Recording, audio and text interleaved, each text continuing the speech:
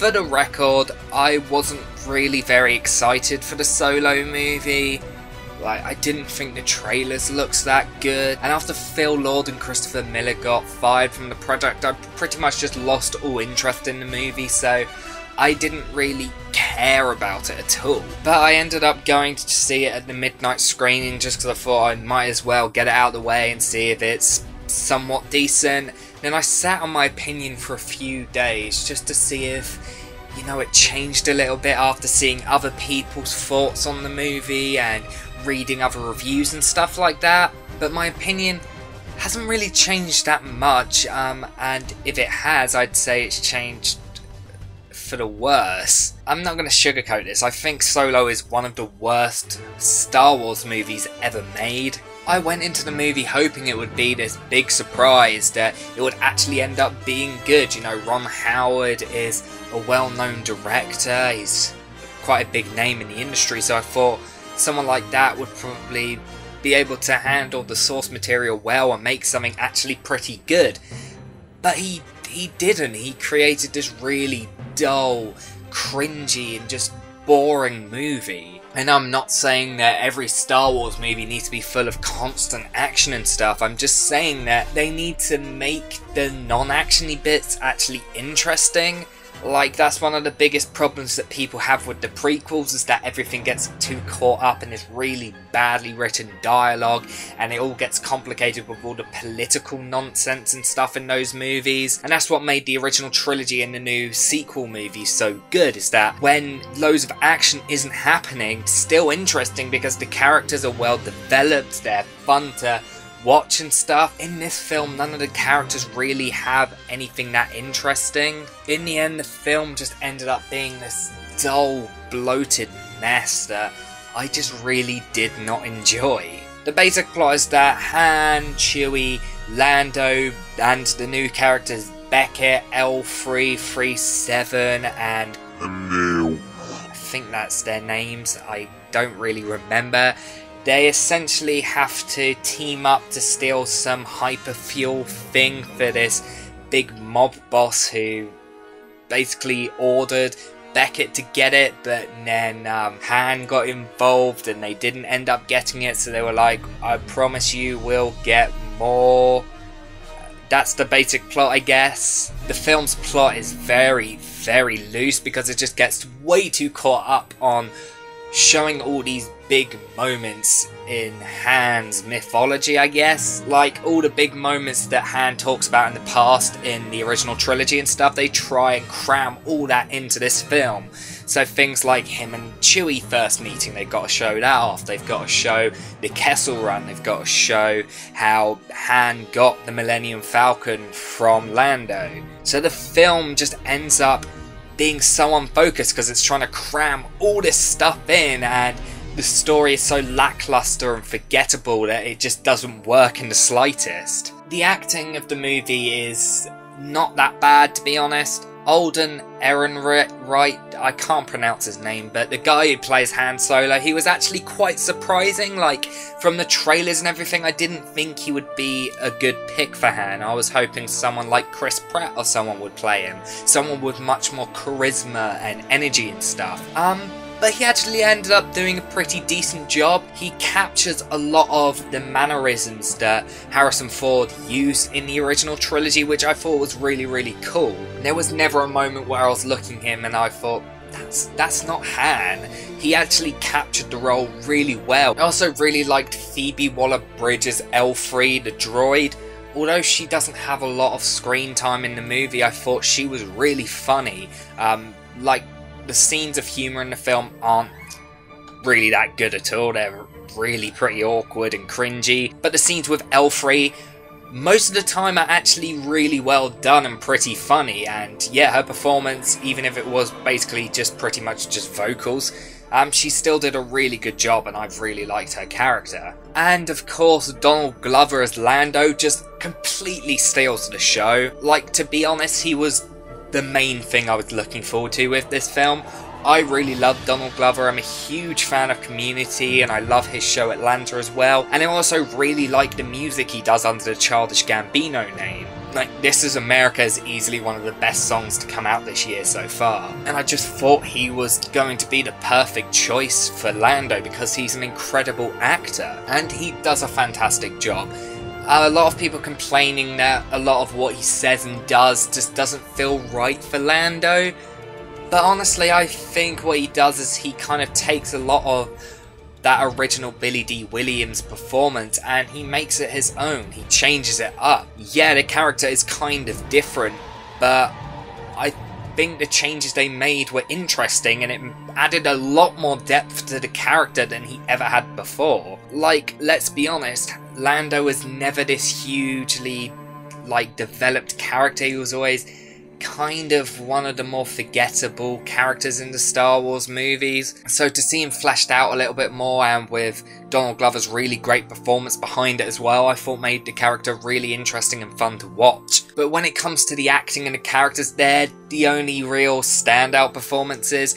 Everyone else just seems to either not really want to be there, or they're phoning it in, or just the characters are so uninteresting that it just makes it hard to enjoy watching them. Woody Harrelson and Emilia Clarke, both of whom are really great actors normally, just don't really put a lot into the movie, I guess. Whether it's just I didn't really like the characters because I didn't think they were that interesting, they weren't really fleshed out very well, and their motivations seemed to be so over the place it was really hard to keep track of them. Whether it was that or whether it was the performances actually not being good, I didn't really like them in the movie. I thought they could have done so much more with the characters. I do think they kind of keep the characters' motivations all over the place to show that they have a little bit of conflict and to make the ending more surprising when it actually happens.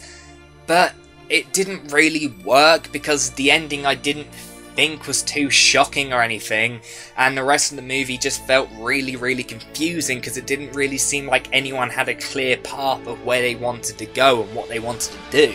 And going back to what I said earlier about all the film cramming in all this earlier stuff like the Kessel Run and stuff, I think all these elements just make the film so bloated and uninteresting. The film just ends up being so focused on fan service that it forgets about the basic rules of storytelling and making a fun, entertaining movie. Like, I reviewed Rogue One and I said in that I wasn't the biggest fan of it, but I have to admit the fan service and stuff they did in that movie was actually pretty good and a lot better than it is in this movie. It was a prequel that understood there was parts that needed to be shown, that instead of kind of using them as a roadblock that they had to get to and get away from, they actually used it as a good point of conflict for the characters or used it to develop the story really well, whereas in this film they kind of didn't. Like, the Kessel Run didn't really have any purpose in the movie at all. The scene where Han steals the Millennium Falcon or wins it from Lando is right at the end and doesn't really serve any purpose to the plot at all except for it being a funny little bit at the end. And there was loads of other bits that just didn't really need to be there. Loads of lines of dialogue that are trying really hard to be clever and funny that, like, mention bits of his past that we didn't know about and probably didn't even think about, and those moments create some of the most cringy and uncomfortable moments in the entire movie. Moments where, like, Han decides that Chewbacca is too long a name and he needs to think of a shorter nickname for him to say. Or even the moment where, right at the beginning, where someone asks Han his surname and he doesn't know it, he doesn't have people that he belongs to, so the guy just goes, Han Solo. And that's how he gets his name, just because a random guy decides that his people, he has no people, so he's Solo, so that's his name, I guess. Like, loads of different things like this are just, they made me so uncomfortable because they were trying really hard to be funny, but they weren't funny. When I saw it at the midnight screening, the cinema wasn't packed. It was pretty empty for a midnight screening. The only two I've ever been to were for The Last Jedi and Infinity War, and they were completely sold out and packed. The cinema, there was just people everywhere. But with this film, it just kind of seemed like an average day for just a normal movie, and the people in the cinema just didn't really react to those comedic moments at all. They just sat in silence. So it was obvious that those moments weren't hitting with anyone in the audience. Everyone was finding them really cringy, and it made everyone uncomfortable because they're really bad moments. Moving on to Ron Howard's directing, I don't think he did all that good a job. The film is incredibly dark, but not in a way like The Last Jedi and The Force Awakens, where dark, where the movies are still entertaining and fun, but have these really dark and pretty messed up moments. This film is actually just dark, like they've turned the colours down really badly, so everything's super dull and grey and dark. And it's incredibly ugly, like it honestly makes something like Man of Steel look like a Pixar movie. That's how dull the colouring is in this film. And colouring isn't something I normally complain about because it's not something I think about. But in something like this, it's meant to be this big, exciting, fun, blockbuster movie, so you expect something to be bright, to keep your attention, to keep you excited, but it's so dull that you just lose interest and start falling to sleep because everything you're watching is just incredibly uninteresting and boring. Not to mention the action scenes and everything. There's nothing original in the movie, nothing exciting. I don't really remember any of the action scenes, to be honest. I didn't think any of them were that standout. There was never a moment where I was like, oh, I've never seen something like that in a Star Wars movie before, which is something I've felt in every single Star Wars movie to date. Like, even something like the Clone Wars. There was bits in there I'd never seen in a Star Wars movie before.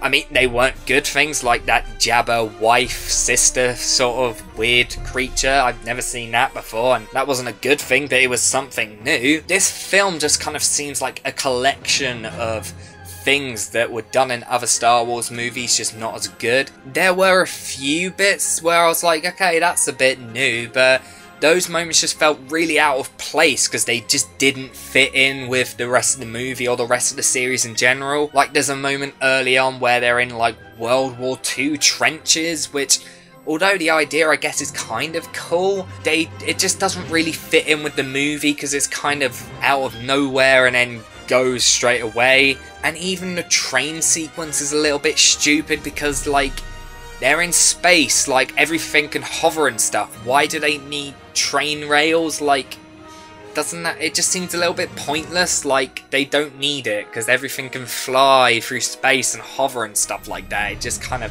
seemed a bit too old-fashioned. In general, the film it feels like a manufactured mess. Like, there was never a point where I felt like there was loads of heart and passion in this film.